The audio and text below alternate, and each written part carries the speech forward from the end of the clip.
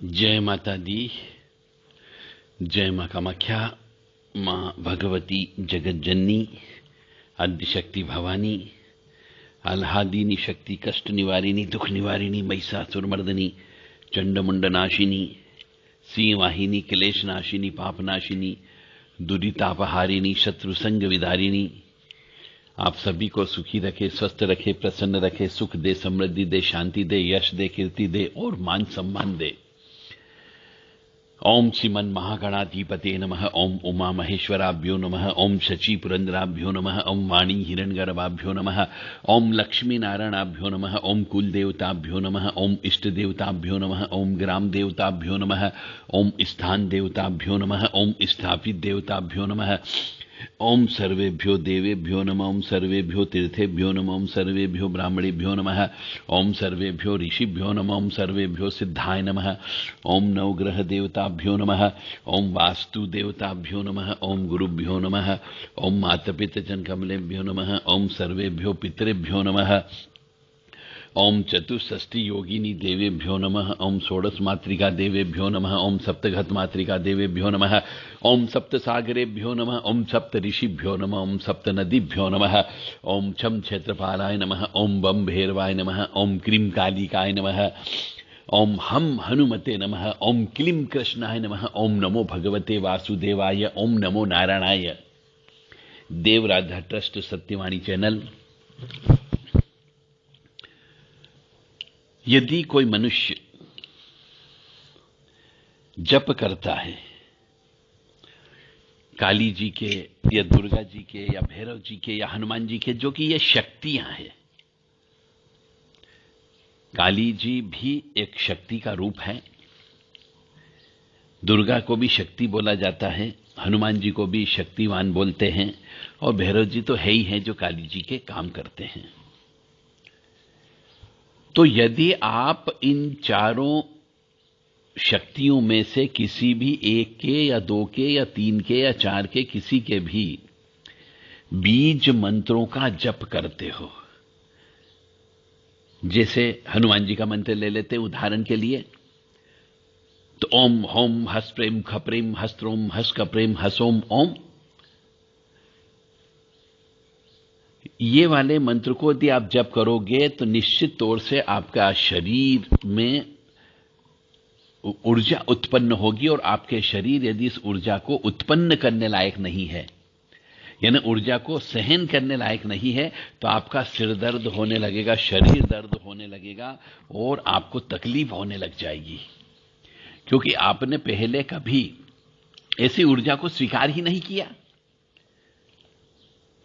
तो जिससे भी जब भी किसी ऐसी हनुमान जी के बीज मंत्रों की कोई व्यक्ति साधना करता है, तो पहले गुरु से, गुरु दीक्षा में वो मंत्र लेना चाहिए, उसके पूरे नियम कानून को समझना चाहिए उनसे, और अपने इस शरीर की शुद्धिकरण करना चाहिए, आत्मा की शुद्धिकरण करना चाहिए, अपने पिछले जन्म के कर्मों की शुद्धिकरण करना चाहिए, उसके बाद में जप करना चाहिए, जिसको हमारे साधना सिद्धि में आत्मा अभिषेक बोलते हैं, शक्ता अभिषेक बोलते हैं और पूर्णा अभिषेक बोलते हैं।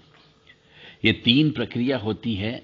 ये तीन प्रक्रिया जब तक पूरी नहीं होती मनुष्य की, वह बीजात्मक मंत्र को बोलने में सक्षम नहीं माना गया है, और यदि बोलता है तो उसको शारीरिक तकलीफ होती, मानसिक तकलीफ होती, आर्थिक तकलीफ भी होती है, क्योंकि वो बीमार पड़ जाएगा तो शरीर का नुकसान होगा, और बीमार पड़ेगा तो हॉस्पिटल जाना होगा, तो भी उसको पैसा खर्च करना पड़ेगा, तो आर्थिक नुकसान भी हो गया, शारीरिक नुकसान भी हो गया, और जब तक नहीं कर पाएगा तो मानसिक नुकसान भी हो गया।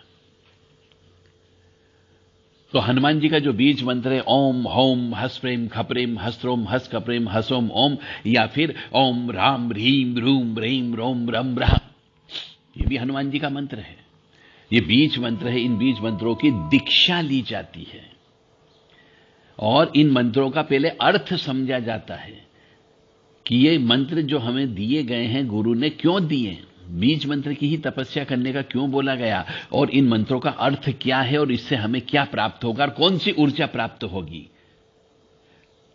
हमारे जो शरीर के 7 चक्र होते हैं उनमें से कौन सा चक्र पहले प्रारंभ इसमें हो जाएगा। और उस चक्र जब प्रारंभ हो गए तो शरीर के अंदर जो दुर्गुण होते हैं, शरीर के अंदर आत्मा में जो दुर्गुण होते हैं, पिछले जन्म के पाप कर्म के जो दुर्गुण होते हैं, उनको कैसे हटाओगे। पहले चक्र तो प्रारंभ हो गए पर मशीन सही तरीके से नहीं चलेगी तो शरीर के अंदर बीमारियां लग जाएगी और लाइलाज बीमारी भी लग जाती है। इसलिए हर किसी मनुष्य को बीज मंत्रों की साधना नहीं करनी चाहिए। आजकल हम देख रहे हैं जगह जगह दुकानें खुल गई है, दुकानें साधना देने वालों की, कि ले लो बीज मंत्र की साधना ले लो, प्रत्यक्षीकरण हो जाएगा, आपके बिगड़े काम सुधरने लग जाएंगे। अरे ऐसे कैसे सुधरने लग जाएंगे? जैसा खेत पिछले जन्म में आप बोकर के आए हो, कर्मों का खेत वैसा ही खेत का फल इस जन्म में तो भुगतना पड़ेगा। यदि किसी की हाय लेकर के आए तो हाय बद्दुआ तो वो काम करेगी, किसी की हत्या करके आए तो वो आत्मा परेशान करेगी ही करेगी। यदि आपने अपने माताजी, पिताजी, भाई, बहन, गुरु की आत्मा को दुखाया, उनका कहना नहीं माना है, या फिर किसी की संपत्ति हड़प के आए हो, तो वो जिसकी संपत्ति हड़पी है वो आत्मा तो आपके पीछे पड़ेगी। हो सकता है आप जिस कुल में उत्पन्न हुए हो उस कुल के पूर्वज यानी आपके कोई रिश्तेदार वो हत्या करके मर गया हो, उसने पूरा प्रायश्चित कर्म नहीं किया हो, सजा नहीं भुगती हो, तो उसके भी जो उसके द्वारा किए गए पाप कर्मों का कुछ अंश तो क्योंकि उसके कुल में उत्पन्न हुए हो इसलिए वो तो भोगना ही भोगना पड़ेगा। चाहे वो गलती आपने नहीं की है, परंतु कुल के अंदर यदि किसी पूर्वज के द्वारा कोई गलती की गई है, कोई संपत्ति हड़पी है, या फिर कोई निर्वंशी की संपत्ति को लिया गया है, तो जब तक उस निर्वंशी की आत्मा मुक्ति नहीं हो जाती तब तक वो निर्वंशी की आत्मा जो रहती, निर्वंशी यानी ऐसे पति पत्नी जिनके बच्चे पैदा नहीं हुए, उसकी संपत्ति यदि आपको प्राप्त हुई, आपके कुल में प्राप्त हुई है और उसका अंश भी आप भोग रहे हो, तो उसका जो पाप कर्म उत्पन्न होता है वो तो भोगना पड़ेगा। आप ये मत कहो कि मैंने तो इस जन्म में किसी को दुख नहीं दिया, इस जन्म में किसी की हाय नहीं ली, इस जन्म में किसी बद्दुआ नहीं ली, इस जन्म में किसी का पैसा नहीं किया, इस जन्म में किसी के ऊपर क्रोध नहीं किया, तो ये तो इस जन्म का है। पिछले जन्म का जो आप खेत बो करके आए हो पाप और पुण्य का, उसका फल तो भोगना पड़ेगा ना आपको। तो इसीलिए बीज मंत्रों का जप करते समय मनुष्य को जब वो अपवित्र होता है शरीर से, मन से, आत्मा से, सोच से और कर्मों से, तो उसको दुख तकलीफ होती, परेशानी होती है। इसी प्रकार काली मां का बीज मंत्र है क्रीम क्रीम क्रीम। तो यदि आप क्रीम शब्द को प्रयोग करते हो, क्रीम क्रीम क्रीम ह्रीम ह्रीम होम होम, दक्षिण काली के क्रीम क्रीम क्रीम ह्रीम ह्रीम होम होम, ये बीज मंत्र है। ओम होम काली महाकाली किलकिले फट, ये भी बीज मंत्र है। तो यदि आप बीज मंत्रों वाले मंत्रों का जप करते हो और आपके शरीर के अंदर दुख तकलीफ उत्पन्न होती है, आंखों से आंसू निकलने लगते हैं, उबासी पे उबासी आने लगती है, या फिर बीमार हो जाते हो, मन नहीं लगता है, उल्टियां आने लगती है, मन घबराने लगता है, तो समझ जाओ आपका शरीर, आपकी आत्मा, उस शक्ति जो आपने ऊर्जा से उत्पन्न की है जब से, आप उसको सहन करने लायक नहीं हो, आप पागल भी हो सकते हो।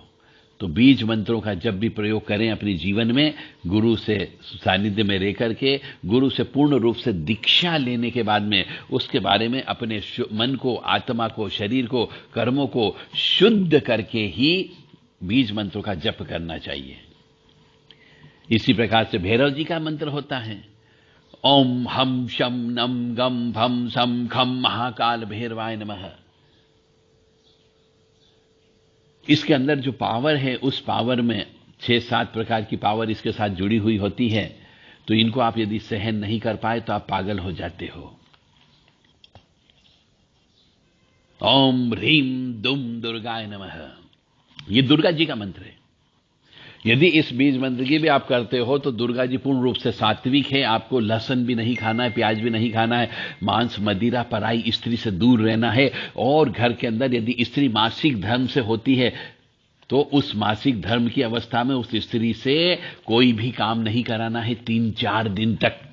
न खाना बनवाना है, न झाड़ू पोंछा करवाना है, न आपको किसी भी प्रकार का कोई भी कार्य नहीं कराना है, तो आप ओम ह्रीम दुम दुर्गाय नमः इसकी साधना कर सकते हो, वो भी गुरु से प्राप्त होने के बाद में। और अपने वही तीनों चीज, अपने आत्मा अभिषेक, पूर्णाभिषेक करने के बाद और शक्ता अभिषेक करने के बाद, यानी आपको आपकी आत्मा की शुद्धिकरण तो करना ही करना पड़ेगी, शरीर की शुद्धिकरण भी करना पड़ेगी, और पिछले जन्म के कर्मों के अंदर पाप कर्म है तो उनका प्रायश्चित कर्म भी करना होगा, तब जाकर के आप बीज मंत्रों की साधना कर सकते हो, अन्यथा नहीं कर सकते।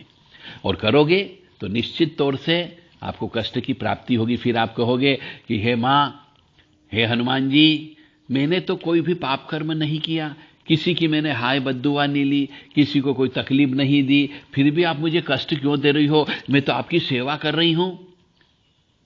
तो भगवान के ऊपर इल्जाम मत लगाओ, ईश्वर के ऊपर कभी भी उंगली मत उठाओ।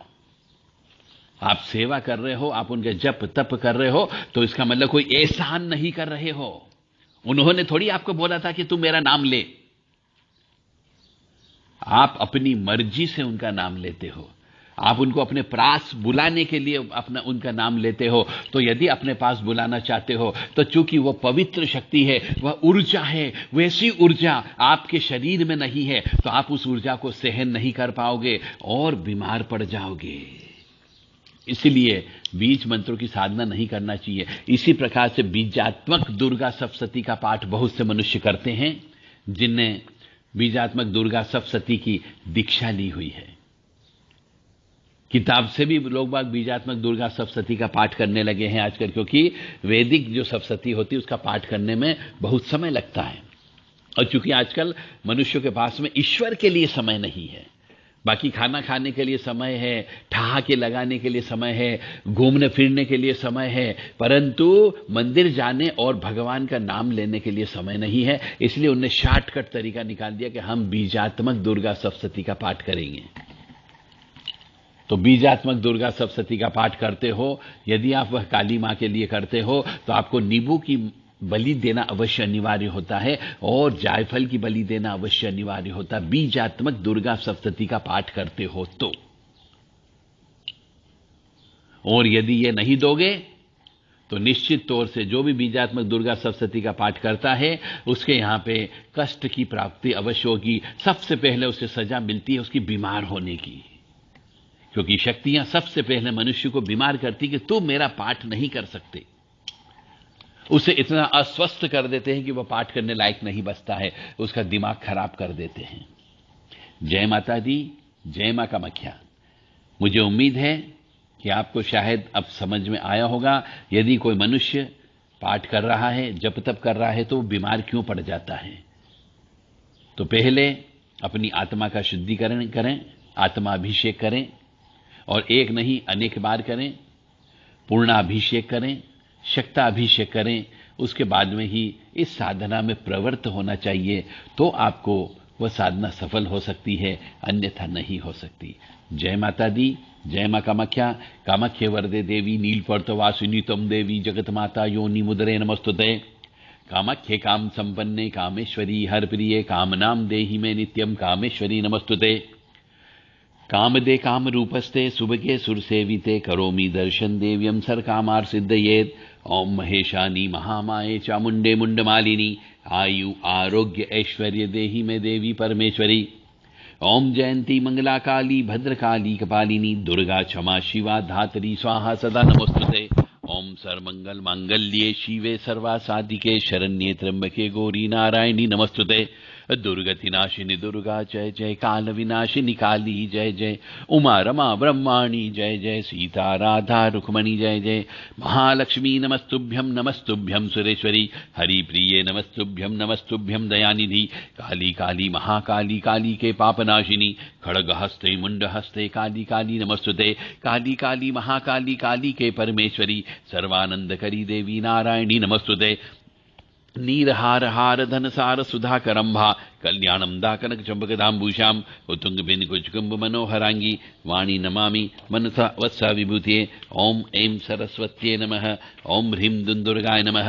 सरस्वती नमो नित्यं भद्रकाल्ये नमो नमः। वेद वेदान्त वेदांग विद्या स्नानेभ्य एव च सरस्वती महाभागे विद्ये कमललोचने विद्यारूपे विशालाक्षी विद्यां देहि नमस्तुते।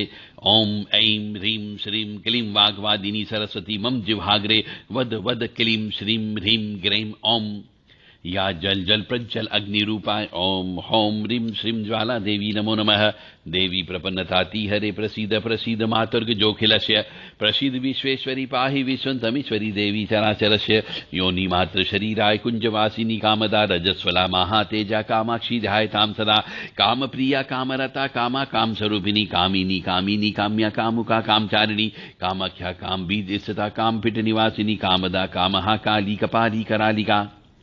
देव राधा ट्रस्ट सत्यवाणी चैनल से आपने साधना, वो भी बीज मंत्रों की साधना करने पर मनुष्य को बीमारी क्यों हो जाती है, पागलपन क्यों आ जाता है और ऐसी लाइलाज बीमारियां क्यों लग जाती, इस बारे में आपने सुना। साधना करना कोई हंसी खेल नहीं है।